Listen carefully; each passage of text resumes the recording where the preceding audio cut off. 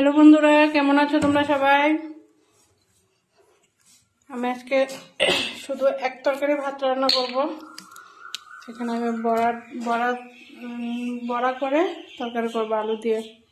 ভাত রান্না হয়ে গেছে, তো এখন বাজে 1:30টার উপরে প্রায়, তো অনেকটা টাইম হয়ে গেছে। টাউন কমিটি অফিস থেকে আসলাম মাত্র। এদিকে মা পূজা দিয়ে আসলো, আজকে বৃহস্পতিবার। মা সবজি কাটছে।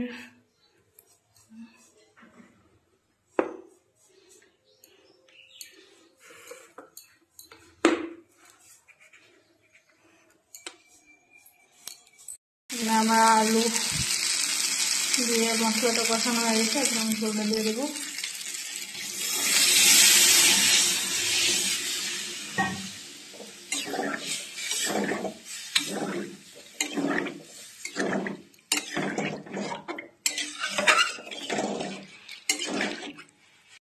কমপ্লিট। একটু হালকা পাতলা ঝোল রান্না করেছি, দেখো কি সুন্দর কালার হয়েছে।